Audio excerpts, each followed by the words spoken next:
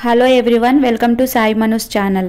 గుత్తి వంకాయ మసాలా కూర తయారీ విధానం చూద్దాం. చెక్క, లవంగ, ఇలాచి, మిరియాలు, బిర్యానీ ఆకు, కొబ్బరి స్పూన్నర, పల్లీలు 2 స్పూన్లు, నువ్వులు 1 స్పూను, గసగసాలు 1/2 స్పూను, జీడిపప్పు, టమాటాలు 3, ఉల్లిగడ్డ 3, 8 వంకాయలు తీసుకున్న 1/2 కేజీ. స్టవ్ ఆన్ చేసి ప్యాన్ పెట్టుకొని హీట్ అయిన తర్వాత పల్లీలు వేసుకొని వేయించుకోవాలి. అలాగే కొబ్బరి వేసుకోవాలి. 2 దోరగా మంచిగా ఫ్రై అయ్యే విధంగా వేయించుకోవాలి, ఫ్రై చేసుకోవాలి బాగా. తర్వాత నువ్వులు వేయాలి. నువ్వులు వేసిన తర్వాత గసగసాలు కూడా వేయాలి. నువ్వులు వేసిన తర్వాత 1 నిమిషము ఫ్రై చేశాక గసగసాలు వేయాలి.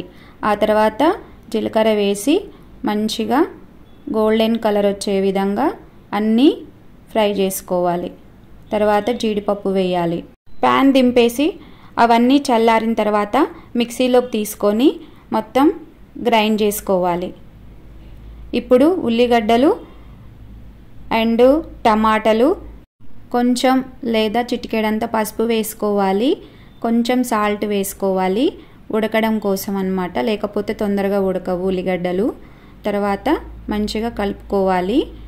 ఇప్పుడు కొంచెం వాటర్ పోసుకొని ఉల్లిగడ్డల్ని టమాటాలని ఉడకబెట్టుకోవాలి. ఎందుకంటే టమాటా ఉల్లిగడ్డ పచ్చివాసన అనేది మొత్తం పోయేటట్టు చూసుకోవాలన్నమాట. ఒకవేళ పచ్చివాసన కనుక పోకపోతే మనకు కర్రీ అనేది అంత టేస్టీగా ఉండదు. అందుకని ఈ విధంగా వాటర్ పోసుకొని రెండింటిని ఉడకబెట్టుకోవాలి. మధ్య మధ్యలో కలుపుతూ చూసుకోవాలి. అల్లం వెల్లుల్లి తీసుకొని అండ్ చింతపండు వాటర్లో వేసుకొని నానబెట్టుకోవాలి. కొంచెం చింతపండు గుజ్జు పోయాలన్నమాట, బాగుంటుంది. ఇప్పుడు మీడియం సైజ్ డాకా పెట్టుకొని 100 ml ఆయిల్ పోసుకోవాలి. వంకాయల్ని తీసుకొని 2 సైడ్ల ఘాట్లు పెట్టుకోవాలి. ఘాట్లు పెట్టుకున్న తర్వాత ఆయిల్లో వేసుకొని అన్నీ వేసుకున్న తర్వాత ప్రాపర్గా ఫ్రై అయ్యే విధంగా ఒక 80 to 90% ఫ్రై అయ్యే విధంగా చూసుకోవాలి. ఇంకా మీకు ఎలాంటి రెసిపీస్ కావాలి అనేది నాకు కామెంట్ సెక్షన్లో చెప్పండి. వెజ్, నాన్ వెజ్, టిఫిన్స్ ఏదైనా చేసేందుకు నేను రెడీగా ఉన్నానండి. మీకేం కావాలో చెప్పండి, నేను చేసి పెడతాను వీడియోస్లో. సరే, ఇప్పుడైతే ఒక మిక్సీ జార్ తీసుకున్న తర్వాత అందులో పల్లీలు, కొబ్బరి, జీడిపప్పు, గసగసాలు, నువ్వులు అవన్నీ వేసుకున్నాం కదా, అందులోనే టమాటా ఉల్లిగడ్డ వేసుకొని మొత్తం మెత్తగా పేస్ట్ లాగా వచ్చే విధంగా గ్రైండ్ చేసుకోవాలి. మర్చిపోవద్దు, ఇక్కడ టమాటా ఉల్లిగడ్డలు కూడా చల్లార్చుకున్న తర్వాతనే మిక్సీలో వేసుకొని గ్రైండ్ చేసుకోవాలి. ఇక్కడ చూసిన విధంగా వంకాయల్ని ఒక 80 to 90% ఫ్రై అయిన తర్వాత వాటిని ప్లేట్లోకి తీసుకొని పక్కకు పెట్టేసుకోవాలి.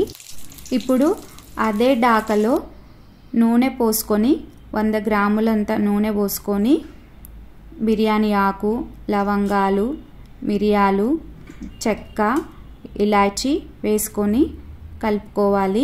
మిక్సీలో ఉన్న పేస్ట్ని తీసుకొని ఆయిల్లో వేసేసుకోవాలి.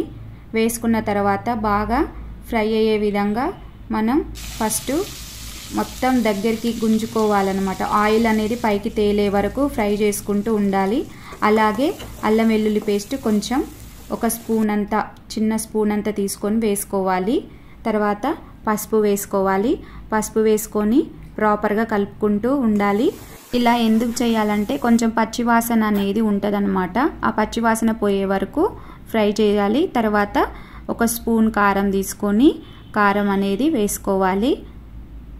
కారంలోనే మేము ఉప్పు వేసి పట్టిస్తామండి, అందుకని నేను కారమే వేస్తున్నాను. తర్వాత ఉప్పు చూసుకొని వేసుకోవాలి. మేమైతే కారం అనేది తక్కువగానే తింటామండి. మీరైతే ఎక్కువైనా వేసుకోండి, తక్కువైనా వేసుకోండి, చూసుకొని వేసుకోండి. అలాగే ఉప్పు కూడా మనము కర్రీని బట్టి మళ్ళీ ఉప్పు యాడ్ చేయడమా, తగ్గించడమా, పెంచడమా అనేది చూసుకొని వేసుకోవాలి. సరే, అసలు పాయింట్కి వస్తే ఇక్కడ మొత్తం మగ్గిపోయిందండి. మగ్గిపోయి ఆ పేస్ట్ అంతా దగ్గరికి వచ్చేసింది. ఇప్పుడు అందులో వంకాయలని వేసుకోవాలి. ఆ తర్వాత మిక్సీని కొంచెం అటు ఇటు వాటర్ పోసి కడిగి అది కూడా పోసేయాలి. ఆ తర్వాత కొంచెం చింతపండు జ్యూస్ పోయాలి. పోసిన తర్వాత మంచిగా కలుపుకోవాలి. తర్వాత వాటర్ పోసుకొని మంచిగా వంకాయ ముక్కలకు ఆ జ్యూస్ అంతా పట్టే విధంగా ప్రాపర్గా కలుపుకొని ఉడకబెట్టుకోవాలి. కొంచెం సాల్ట్ తక్కువ ఉందండి, నేను రుచి చూశాను.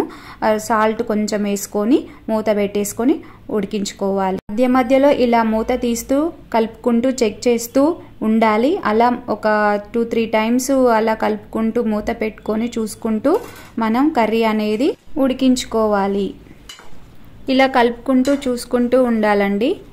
ఇందాక నేను చెప్పడం మర్చిపోయాను, వెల్లుల్లి ఒక 5 పాయలు అండ్ అల్లం ఒక ఇంచంతా తీసుకొని పేస్ట్ చేసి పెట్టుకున్నాను.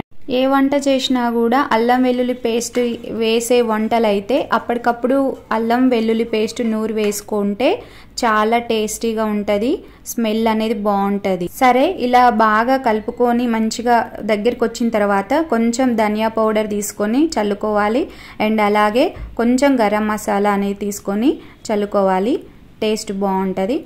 ఈ గరం మసాలా ధనియా పౌడర్ అనేది ఎప్పుడు చల్లాలి అంటే కూర అంతా దగ్గరికి వచ్చిన తర్వాత ఆయిల్ అనేది పైకి తేలుతుందండి.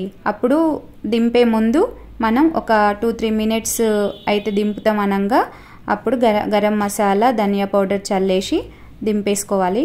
అగో వీడియోలో చూపిస్తున్న విధంగా ఆయిల్ అనేది పైకి తేలింది చూడండి, కొంచెం మీకు లైట్గా కనిపిస్తున్నది. సో కర్రీ అయితే ప్రిపేర్ అయిపోయిందండి. ఎమ్మీ ఎమ్మీ గుత్తి వంకాయ మసాలా కర్రీ రెడీ అయిపోయింది. ఇప్పుడు సర్వింగ్ బౌల్లోకి తీసుకొని కొంచెం అన్నం పెట్టుకొని టేస్ట్ చూద్దాం ఎలా ఉంది అనేది. సో నా వీడియోస్ కనుక మీకు నచ్చినట్లయితే లైక్ చేయండి, షేర్ చేయండి, సబ్స్క్రైబ్ చేయండి. టేస్ట్ అయితే బాగుందండి, నేను తిన్నాను, మీకు వీడియోలో చూపిస్తున్నాను. మీరు కూడా చేసుకొని ఎలా ఉందనేది కామెంట్ సెక్షన్లో చెప్పండి. ఎలాంటి రెసిపీస్ కావాలో కూడా కామెంట్ సెక్షన్లో చెప్పండి. ఉంటానండి, bye bye. Like, share, subscribe.